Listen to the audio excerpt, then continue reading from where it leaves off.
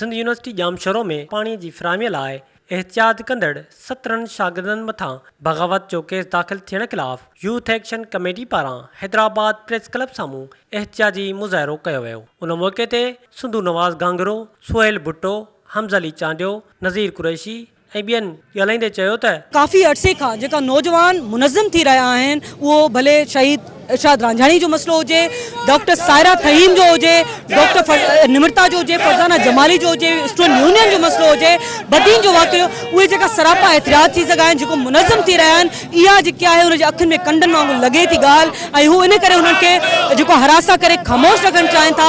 पर असां नौजवान हुन सां बीठल आहियूं ऐं हुन सां असां आख़िर ताईं बीहंदासीं। सिंध यूनिवर्सिटी जे शागिर्दनि ते कूड़ा इल्ज़ाम लॻाया विया आहिनि, उन जे ख़िलाफ़ एहतिजाज थी रहियो आहे। त रोज़ जेके एडमिनिस्ट्रेशन आहे यूनिवर्सिटीज़ जी, उहा स्टूडेंट खे हरू भरू जेको हरास थी करे, कॾहिं सिंध यूनिवर्सिटी आहे, कॾहिं लम्स यूनिवर्सिटी आहे, कॾहिं टंडोजाम यूनिवर्सिटी आहे, मोस्टली हर यूनिवर्सिटी में अहिड़े क़िस्म जा केसिस थी रहिया आहिनि। असांजो इहो ई मुतालबो आहे त कंहिं शागिर्द जी जेकी स्टडी आहे उनखे डिस्टर्ब न कयो वञे। सिंधी औरत तंज़ीम सम्झे थी त हीअ असांजा बचा आहिनि, हिननि बचनि सां ज़ुल्म ऐं ज़्यादती कॾहिं बि असां बर्दाश्त कोन कंदासीं। शागिर्द हॉस्टल में पाणी जी सहूलियत जी खोट ख़िलाफ़ एहतिजाज करे रहिया हुया।